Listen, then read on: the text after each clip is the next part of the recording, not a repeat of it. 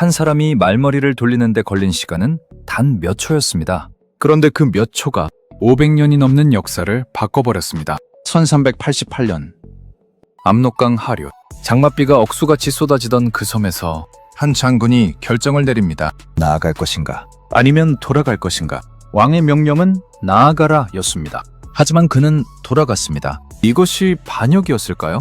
아니면 역사상 가장 위대한 선택이었을까요? 이 영상을 끝까지 보시면 당신이 지금까지 알던 조선의 시작이 완전히 다르게 보이기 시작할 겁니다. 1388년의 고려.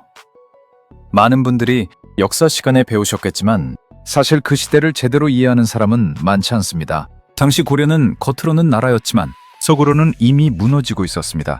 검문세족이라 불리는 귀족들이 백성들의 땀을 빼앗고 노비로 만들었습니다. 아버지가 일군 논밭이 어느 날 갑자기 남의 것이 됩니다. 상위하면 끌려갑니다. 이것이 당시 고려 백성들의 일상이었습니다. 백성들은 울분을 삼킬 수밖에 없었습니다. 바로 이때 거리에 이상한 동요가 퍼집니다. 목자가 나라를 얻으리라. 목과 자 합치면 이자입니다. 사람들은 숨죽여 속삭였습니다. 이시성을 가진 자가 나라를 세울 것이다. 그리고 그 이시성을 가진 장군이 바로 압록강 하류에 있었습니다. 한국민족문화 대백과사전 국사편찬위원회 우리 역사넷 기록에 따르면 1388년 고려 우왕 14년 명나라는 고려에 충격적인 통보를 해옵니다. 철령 이북의 땅, 즉 현재 함경도와 강원도 일대를 자신들이 직접 관할하겠다는 것이었습니다. 고려 입장에서는 말도 안 되는 요구였습니다.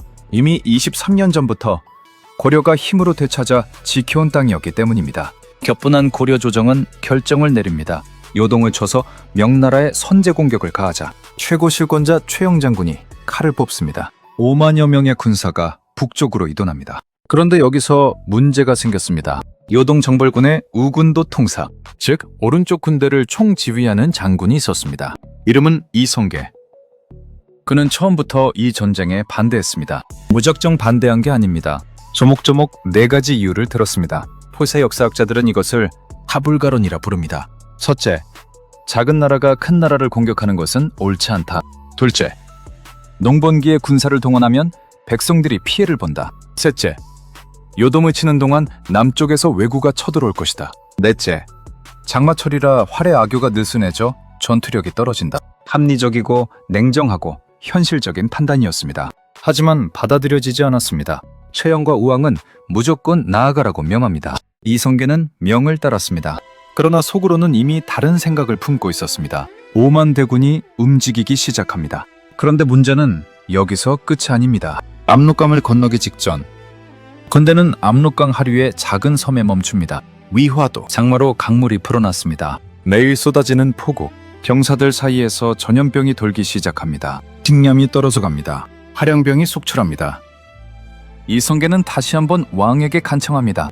이산패로는 절대 이길 수 없습니다. 해군을 허락해 주십시오. 하지만 우왕과 최영은 거절합니다. 이성계는 혼자 섬 끝에 서서 강물을 바라봤습니다. 그는 무슨 생각을 했을까요? 나라를 위한 선택인가?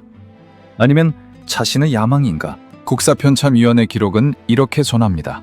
위화도에서 회군할 때부터 이성계가 고려 왕조를 무너뜨릴 생각을 품고 있었는지는 확실하지 않다. 역사학자들 사이에서도 지금까지 논쟁이 이어지는 이유입니다. 한국학중앙연구원 박현무 교수의 논문은 이 순간을 무수한 가능성과 불확실성이 점철된 역사적 계기로 표현했습니다.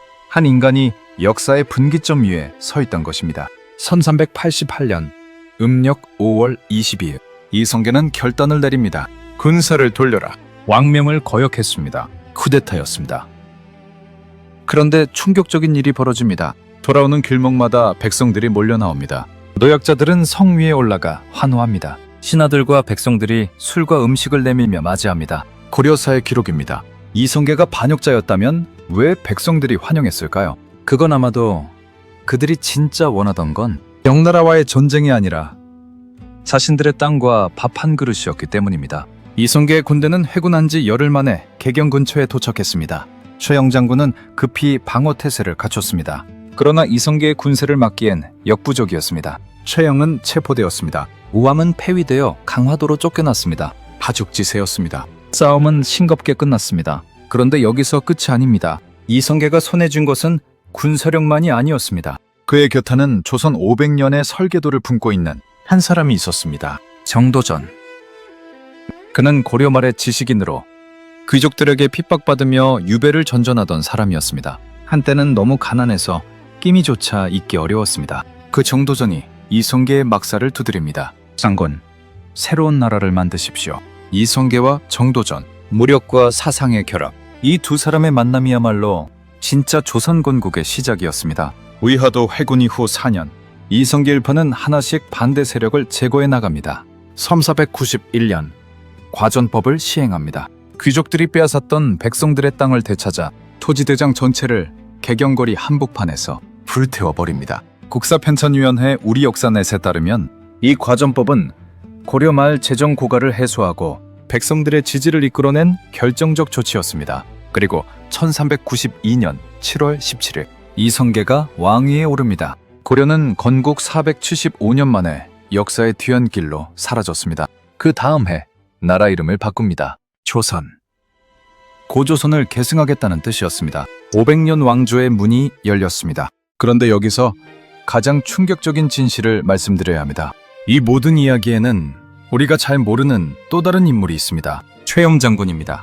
최엄은 단순한 권력자가 아니었습니다. 그는 평생 청렴하게 살았고 황금을 보기를 돌같이 하라는 아버지의 유훈을 평생 가슴에 품고 살았습니다. 실제로 그의 집에는 재산이 없었다고 전해집니다. 남북한 역사학자들이 보기 드물게 동의하는 인물이기도 합니다. 북한의 조선 통사조차 최영 장군을 외족을 물리치는 100번도 넘는 전투에서 항상 용감하게 싸워 이긴 신망 있는 사람으로 평가했습니다. 고령에도 불구하고 직접 전투를 지휘한 충신. 그런 그가 이성계에게 패하고 유배지에서 처형됩니다. 처형 직전 최영은 이렇게 말했다고 전해집니다. 내 무덤에는 풀도 나지 않을 것이다. 억울함과 분노, 그리고 나라를 지키지 못했다는 통한의 말이었습니다. 전설에 따르면 실제로 오랫동안 최영의 묘에는 풀이 자라지 않았다고 합니다. 역사는 늘 승자의 편에서 기록됩니다. 그래서 우리는 이성계를 건국의 영웅으로 기억하고 최영을 패배한 구세력으로 기억합니다. 하지만 사실 두 사람 모두 나라를 사랑했습니다. 단지 방향이 달랐을 뿐입니다. 그리고 또 한 명의 비극적 인물이 있습니다. 정몽주. 조선의 설계자 정도전과 절친한 친구였고 학문적으로는 이성계와도 깊은 신뢰를 나눈 인물이었습니다. 하지만 그는 마지막까지 고려를 버리지 않았습니다. 이성계의 아들 이방원이 그에게 시조 한 편을 씁니다. 이런들 어떠하리, 저런들 어떠하리, 만수산 드렁치기 얽혀진들 어떠하리, 우리도 이같이 얽혀 100년까지 누리리라. 우리 편이 되지 않겠느냐는 회유였습니다. 정몽주의 대답은 단호했습니다. 이 몸이 죽고 죽어 100번 고쳐주고 백골이 진토되어 넋이라도 있고 없고 향한 일편단심이야 가실 줄이 있으랴. 이틀 뒤 정몽주는 선족교에서 이방원이 보낸 자객에게 암살됩니다. 1392년 4월이었습니다. 그로부터 불과 3개월 후 조선이 건국됩니다. 정몽주가 죽은 바로 그 자리에서 선족교의 빗자국은 수백 년이 지나도록 지워지지 않는다는 전설이 전해집니다. 역사의 물줄기는 이렇게 바뀌었습니다. 한 장군의 결단 하나로. 그런데 지금 이 순간 다시 처음 오프닝으로 돌아가 보겠습니다. 영상 맨 앞에서 저는 이런 질문을 드렸습니다. 이것이 반역이었을까요? 아니면 역사상 가장 위대한 선택이었을까요? 이제 여러분은 어떻게 생각하십니까? 그 답을 찾았다면 사실 더 깊은 질문이 시작됩니다. 우리 역사에서 그 선택이 옳았는지는 아직도 논쟁 중입니다. 한국학중앙연구원 박현모 교수는 이 역사적 순간을 두고 이렇게 말했습니다. 미화도 해군이 불가피했다고 보는 사람들은 고려군이 압록강을 건너 요동으로 진군했다면 명나라와의 대규모 전쟁은 불가피했으며 해전했을 경우 한반도에 제2의 한사군 설치와 같은 치욕적인 일이 발생했을 거라고 말한다. 반대로 비판하는 학자들은 말합니다. 동아시아의 힘의 공백기에 잃어버린 고구려의 고토를 되찾을 수 있는 절호의 기회를 날렸다. 두 시각 모두 진지한 역사적 논쟁입니다. 영웅과 반역자, 개혁과 배신, 그 경계는 언제나 종이장 한 장 차이였습니다. 역사 속 이성계 이야기를 들으면서 어쩌면 여러분도 지금 이런 질문을 하고 계실지 모릅니다. 나도 살면서 그런 선택의 순간이 있었는데 안정적인 길을 버리고 새 길을 택했을 때 혹은 반대로 돌아섰을 때 그 선택이 옳았는지 틀렸는지 우리는 평생 알 수 없을 때가 많습니다. 하지만 역사가 우리에게 말해주는 건 이겁니다. 위대한 선택이란 처음부터 옳은 길을 걷는 게 아닙니다.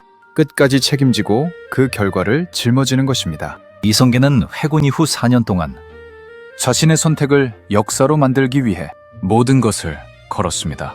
그리고 그 결과가 500년 왕조 조선이었습니다. 오늘 우리가 쓰는 한글도, 지금 서울의 경복궁도 모두 그 선택의 산물입니다. 물론 최영의 억울함도, 정몽주의 충절도 역사는 잊지 않았습니다. 승자의 역사이기도 하지만 패자의 눈물도 함께 담긴 역사입니다. 그것이 진짜 역사입니다. 여러분께 오늘 마지막으로 한 가지를 드리고 싶습니다. 지금 이 순간 여러분의 삶에서 말머리를 돌려야 할 순간이 있다면 두려워하지 마십시오. 이성계처럼, 정보전처럼 그 선택을 끝까지 책임지는 사람이 결국 역사를 만들었습니다. 여러분이 생각하는 위화도 회군은 위대한 선택이었을까요? 반역이었을까요? 최영과 이성계, 정몽주와 이방원, 누구에게 더 공감이 가시나요? 그리고 그 이유는 무엇인가요? 여러분의 생각이 곧 오늘의 역사입니다.